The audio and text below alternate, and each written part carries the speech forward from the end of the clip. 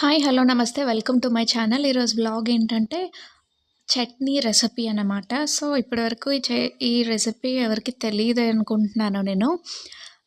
మా ఇంట్లో అయితే ఇది రెగ్యులర్‌గా చేసుకుంటాము. సో, ఒకసారి మీకు కూడా చూపిద్దామని చేస్తున్నాను. ఇదేంటంటే పచ్చి శనగపప్పు, ఎండుమిర్చి చట్నీ అనమాట. దీనికి బెస్ట్ కాంబినేషన్ ఏంటంటే ఇడ్లీ. ఇడ్లీతో ఈ చట్నీ చాలా చాలా టేస్టీగా ఉంటది. దోసకి కూడా ఓకే. ఊతప్పం వాటిలకి అయితే బాగోదు. నేనే చెప్పేస్తున్నాను ముందే. ఇడ్లీ ఎర్లీ మార్నింగే ఇడ్లీ తింటాం గదా! దాంతో పాటు కొబ్బరి చట్నీ, బొంబాయి చట్నీ వీటన్నీ రెగ్యులర్. ఈ చట్నీ అయితే కొంచెం కారంగా, స్పైసీగా ఉంటది. బావుంటది. టేస్ట్ అయితే పర్ఫెక్ట్ ఉంటది. సో, నేను చెప్పిన ప్రొసీజర్ ఫాలో అవ్వండి. ఒకసారి ట్రై చేసి చూడండి ఇంట్లో.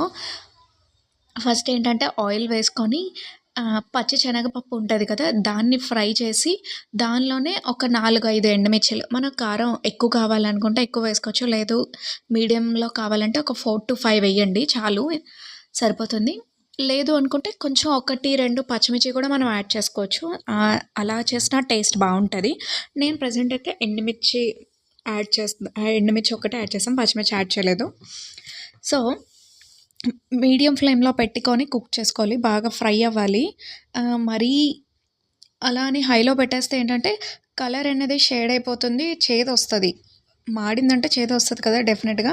సో, అలా కాకుండా మంచిగా ఫ్రై అవ్వాలి కాబట్టి మీడియం ఫ్లేమ్‌లో పెట్టుకొని అలా కలుపుతూ ఫ్రై చేసుకోండి.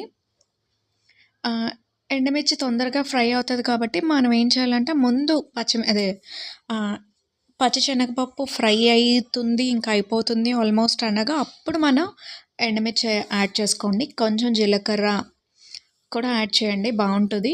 అండ్ కరివేపాకు ఏంటంటే మనం ఎంత కర్రీస్‌లో యూజ్ చేస్తే అంత బెటర్. ఎందుకంటే మన హెయిర్‌కి కూడా మంచిది కదా!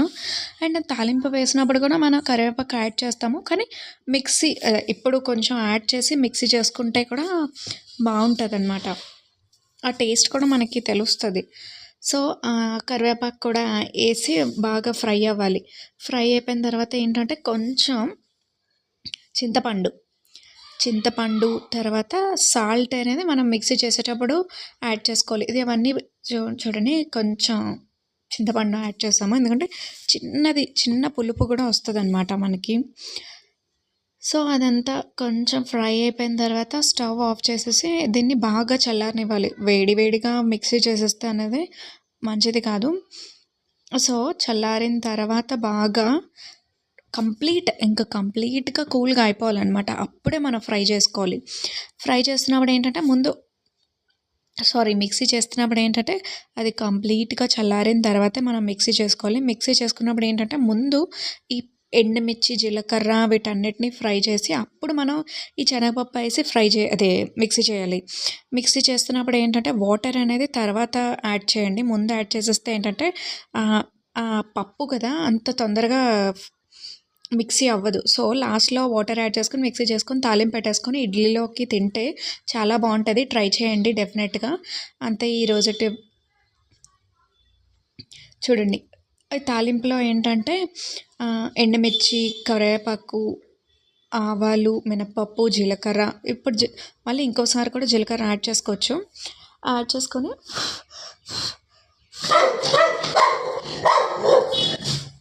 ఒక ఎండుమిర్చి అనేది కూడా యాడ్ చేసుకొని ఫ్రై చేసుకొని ఇది కూడా చల్లారిన తర్వాత చట్నీలోకి మిక్స్ చేయాలి. ఇలాగా తాలింపు అవుతున్నప్పుడు ఈ ఆయిల్‌లో డైరెక్ట్‌గా చట్నీ అనేది యాడ్ చేయకూడదు. సో, తాలింపు అనేది మిక్సీ అయిపోయిన తర్వాత అది పక్కన పెట్టేసి తాలింపు వేసుకొని చల్లారిన తర్వాత అప్పుడు ఈ రెండిటిని మిక్స్ చేసుకోవాలి. ముందు డైరెక్ట్‌గా ఆయిల్‌లో మిక్స్ చేస్తే ఏంటంటే అంటుకుపోతది. మనం కొబ్బరి చట్నీలాగా కాదు. అది డిఫరెంట్, ఇది డిఫరెంట్ కాబట్టి సో, చూసుకొని తాలింపు కూడా మాడిపోకుండా చూసుకోండి. బాగా ఫ్రై అవ్వాలి అంటే కానీ మాడిపోకుండా చూసుకొని అప్పుడు చూడండి లాస్ట్‌లో మేము యాడ్ చేసాము. అది కంప్లీట్‌గా చల్లారిన తర్వాత స్టవ్ అనేది ఆఫ్ చేసేయాలి చూసుకోండి.